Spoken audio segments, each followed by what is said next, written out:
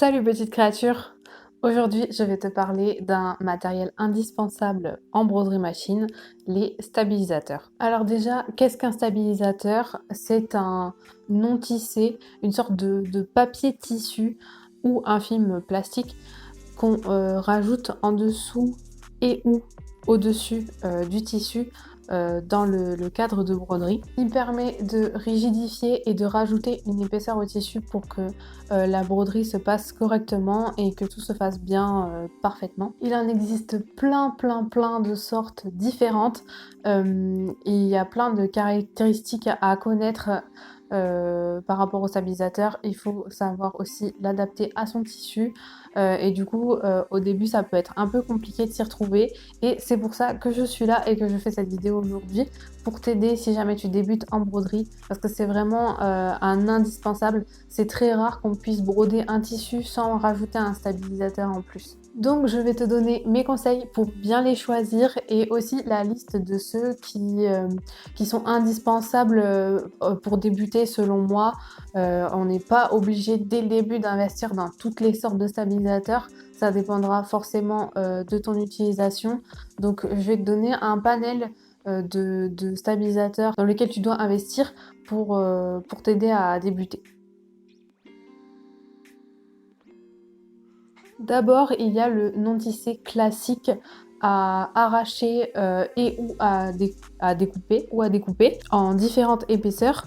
En gros, plus ton tissu est épais et lourd, plus il faudra que le grammage de ton stabilisateur soit important. Du coup, jusqu'à un certain grammage, ces stabilisateurs sont à arracher. Une fois que la broderie est terminée, tu peux les déchirer. Ils se déchirent très facilement et ils s'enlèvent sans trop de résidus.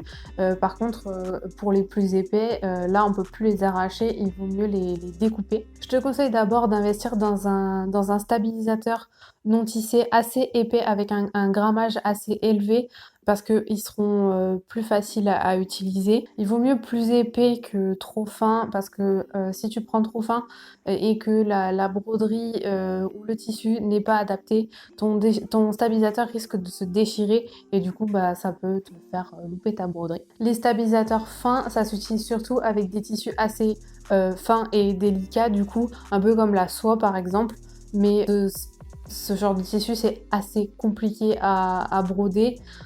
Commencer à broder ce genre de matière, c'est un peu comme commencer à conduire à l'âge de 5 ans, tu vois, c'est carrément brûler les étapes. Personnellement, tous les stabilisateurs que j'utilise sont de la marque Gunold que j'achète sur Le Fil de vos idées. C'est un site internet spécialisé dans le matériel de broderie et un petit peu de couture aussi.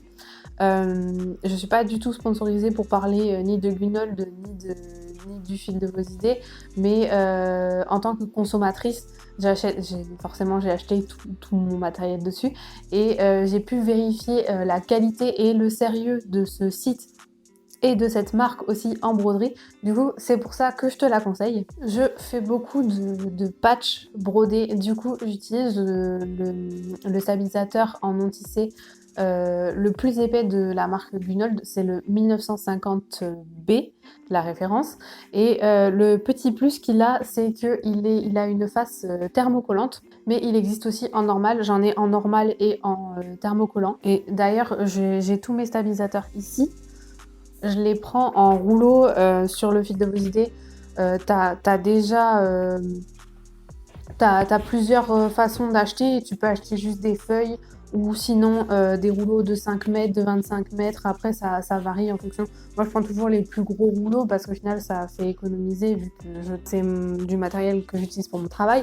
Donc, je prends toujours les plus gros rouleaux. Mais après, c'est en fonction de ce que tu comptes faire en broderie. Donc là, ici, celui-là, c'est le 1950 de Gunold. C'est la version non thermocollante. Donc, il est tout simple. Et comme tu peux voir, c'est un non tissé très résistant et solide et épais aussi. Et du coup, c'est celui que j'utilise le plus vu que je fais énormément de patchs brodés. C'est là-dessus que je peux faire toutes mes broderies et c'est un super stabilisateur. J'arrive à faire des broderies assez épaisses avec beaucoup de couleurs beaucoup de densité de points et ça ne se déchire pas. Et pour renforcer la toile à patron que j'utilise pour mes tests de broderie, j'utilise le non tissé 1640B de Gunold. C'est un non tissé comme le 1950, sauf qu'il est beaucoup plus fin. Et vu que la toile à patron est assez épaisse, ce grammage suffit. Et donc la particularité, c'est qu'il a une face aussi thermocollante.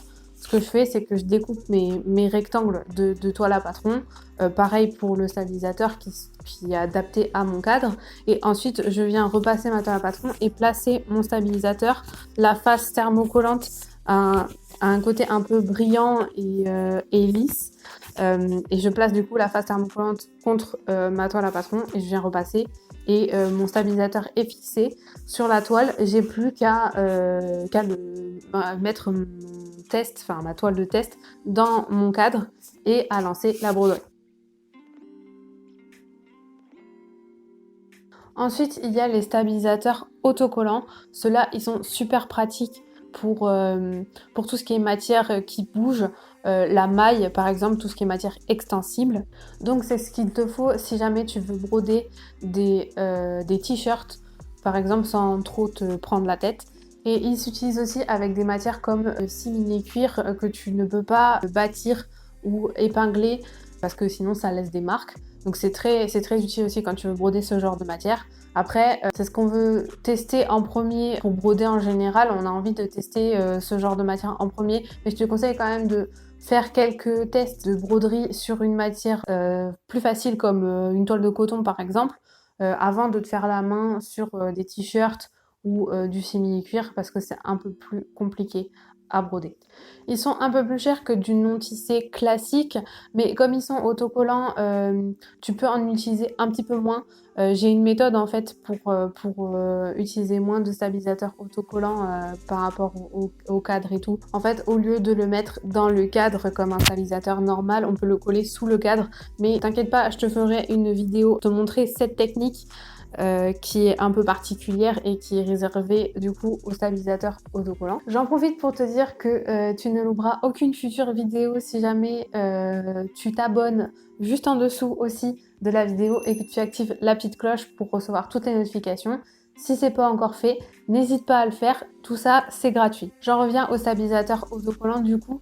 Personnellement j'utilise le Filmoplast de Gunold toujours, que j'achète toujours sur le fil de vos idées. J'en ai un rouleau ici. Il existe, tous les stabilisateurs existent en blanc ou en noir. Sauf ceux en film plastique qui sont transparents, mais ça c'est autre chose, je vais en parler après. Et donc là, tu vois le stabilisateur Filmoplast, il a une partie non tissée, donc là c'est le noir, et une partie autocollante qui est protégée par ce papier. Donc en fait, tu as juste à découper la taille que tu as besoin pour ton cadre. Ensuite, tu retires le papier et tu découvres du coup la face autocollante. Et cette face autocollante te permettra de coller facilement les matières comme le simili-cuir ou les t-shirts. C'est ce que j'utilise pour broder mes t-shirts parce que je fais pas de broderie sur simili-cuir, mais les t-shirts, je les brode comme ça. Un autre groupe de stabilisateurs très important, ce sont les hydrosolubles. Il en existe deux sortes, des non tissés, un peu genre papier tissu comme le non tissé que j'ai montré juste avant, et une autre version un peu plastique qui ressemble vraiment à du film plastique, voilà. Comme leur nom l'indique, ils sont hydrosolubles, c'est-à-dire qu'ils disparaissent au contact de l'eau. En général, c'est avec de l'eau tiède. Ils sont très utiles si jamais tu veux faire des broderies FSL par exemple. Je t'ai montré l'utilisation de l'hydrosoluble d'ailleurs dans une de mes premières vidéos sur la parure de lit brodée. Je te le mets dans le petit i en haut à droite de ton écran si jamais tu ne l'as pas encore vu. Donc n'hésite pas à aller la voir après celle-ci si jamais ça t'intéresse. Ils servent aussi à broder des matières pelucheuses ou avec des petits poils un peu comme le velours, le minky ou l'éponge. Par exemple, si tu veux broder des serviettes de toilette, pour que la broderie ne se perde pas dans les poils du tissu, en général, il faut rajouter un stabilisateur hydrosoluble fin par-dessus en plus de celui en dessous. Il ressemble à des films plastiques comme celui-là. On le met par-dessus le tissu à broder.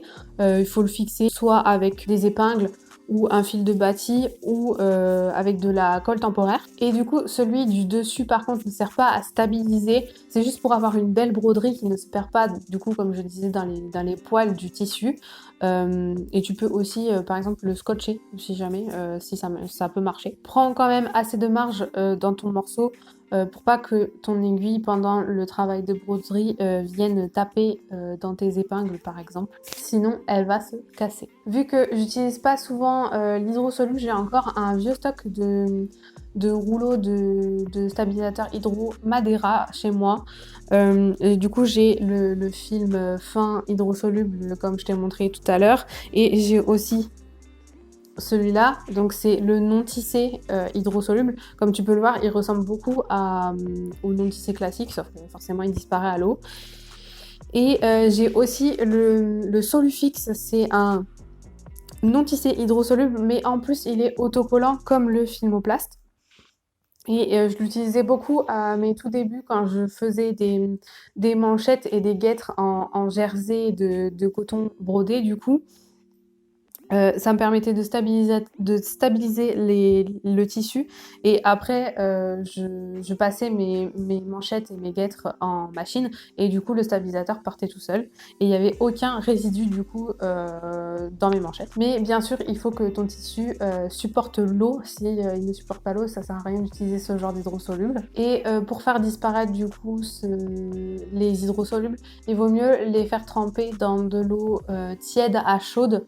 Après, il faut pas non plus que ce soit brûlant, mais plutôt que froide, ça disparaît plus vite et mieux qu'avec de l'eau froide. Il y a aussi de l'hydrosoluble soit en film, soit en non tissé sur le fil de vos idées. Du coup, je te mets tous les liens en barre d'infos.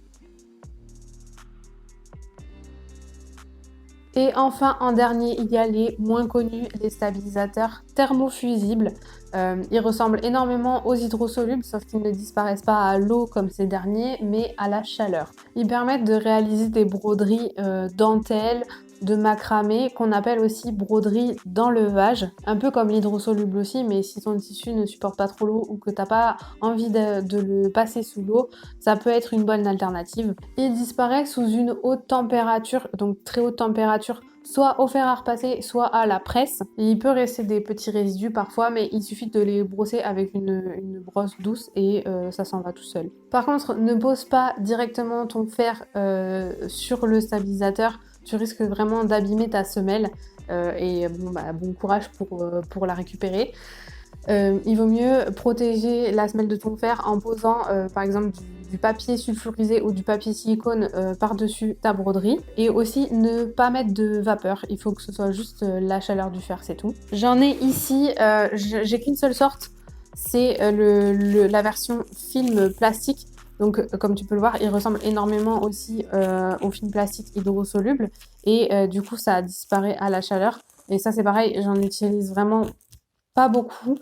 J'en ai commandé là l'autre type, c'est la version presque non tissée, mais ça ressemble plus à de la gaze, comme la gaze que tu utilises pour les pansements. Et je vais bientôt m'en servir pour un futur projet. Du coup, je pense que je te filmerai ce projet et du coup, je te montrerai comment ça fonctionne. Voilà les grandes familles de stabilisateurs, en tout cas les plus connues. Il faut adapter en fonction de ce que tu vas broder le plus évidemment. En gros, tu l'as compris, le stabilisateur, le choix de ton stabilisateur va devoir s'adapter en fonction de ton tissu que tu vas broder et aussi du type de broderie que tu vas faire. Si ta broderie est très dense, qu'il y a beaucoup d'épaisseur, de superposition de couleurs, mais attention, il faut quand même que ce soit bien numérisé. S'il y a vraiment beaucoup trop de superposition, dans tous les cas, ta broderie, elle est très mal numérisée et ça va mal finir, ça va se casser forcément.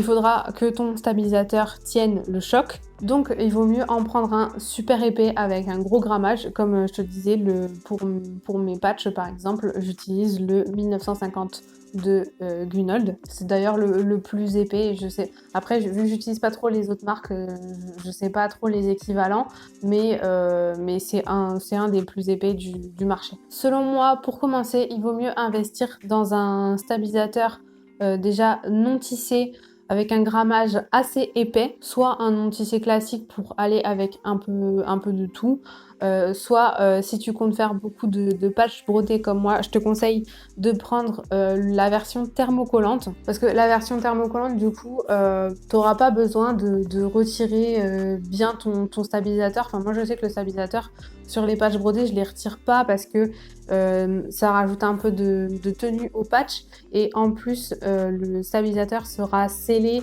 sous une couche de thermocollant, vu que c'est des patchs brodés thermocollants.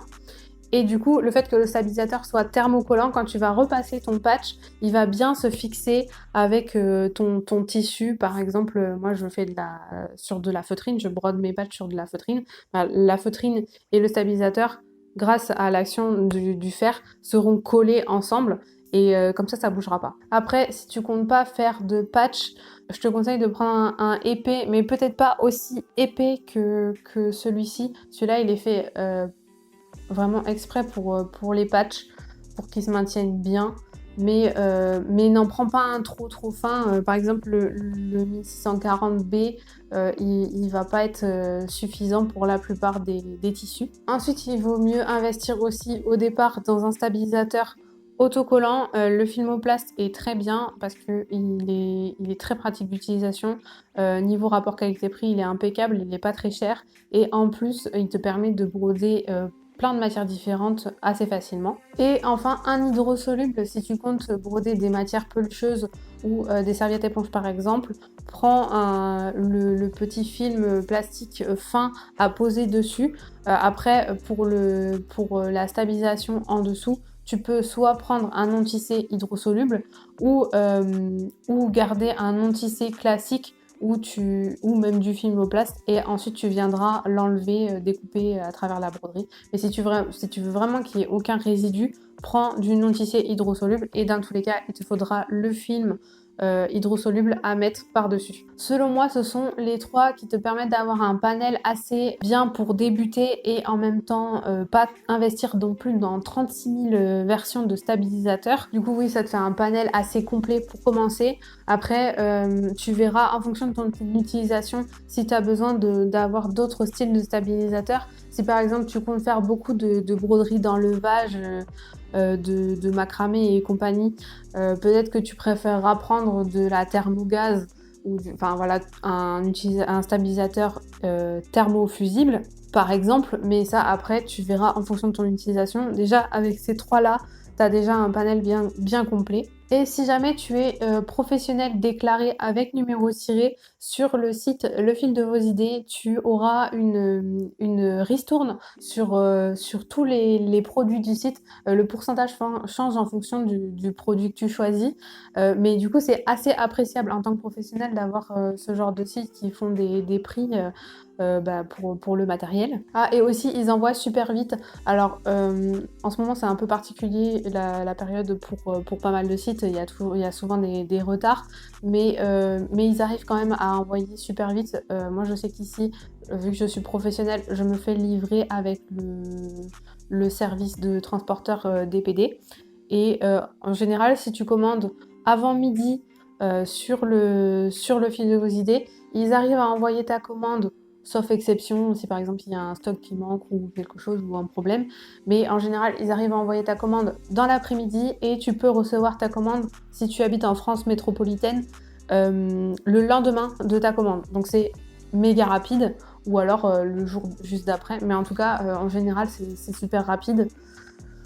Moi, à chaque fois, je suis époustouflée par leur service, la rapidité qu'ils ont à envoyer les produits. Donc, si jamais tu es un peu en rade de quelque chose, au moins tu sais que ton matériel arrivera rapidement. Voilà, cette vidéo était assez dense. J'espère qu'au montage, j'arriverai à la réduire un petit peu. Mais vu qu'il y avait beaucoup d'informations à donner, j'ai essayé de condenser un maximum pour te donner les infos les plus précises possibles. Du coup, j'espère que cette vidéo t'a aidé à t'y retrouver dans tous les stabilisateurs qui se trouvent sur le marché. Si c'est le cas, n'hésite pas à me mettre un petit pouce en l'air qui est juste en dessous. Et comme je disais au début de la vidéo, à t'abonner et activer la petite cloche si c'est pas encore le cas. Ça m'aide beaucoup et en plus ça me permet de voir au niveau des vidéos lesquelles plaît, lesquelles plaît moins, etc. Et à me faire connaître aussi sur YouTube. Comme tu dois le savoir, c'est compliqué de se faire connaître. Du coup, vraiment, j'espère vraiment que mes vidéos t'aident. Et dis-moi si jamais tu as des questions particulières, n'hésite pas à les poser dans les commentaires. Je serai ravie d'y répondre et en plus ça pourra aider d'autres personnes qui peuvent se poser la question ou qui n'ont pas pensé, etc. Il n'y a aucune question bête et voilà, faut pas hésiter à les poser.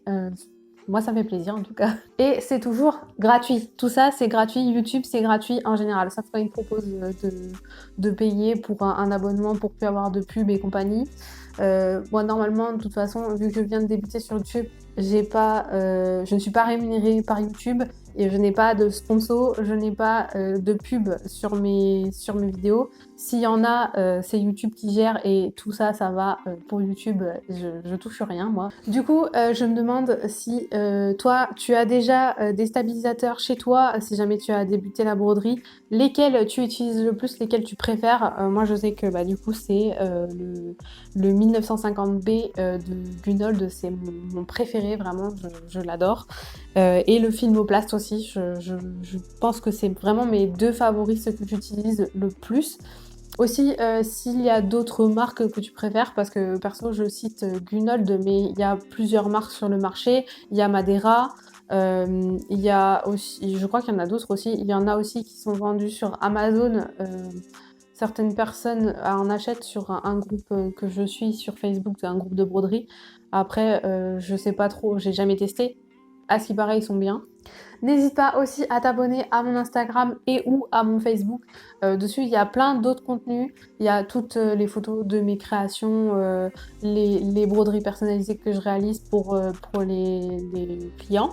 Et aussi tous les motifs broderies que tu pourras retrouver sur ma boutique. Il y a toutes les infos dessus et aussi tu peux me contacter en DM si jamais tu as des questions. Merci beaucoup d'avoir regardé jusqu'au bout et je te dis à la prochaine. Salut!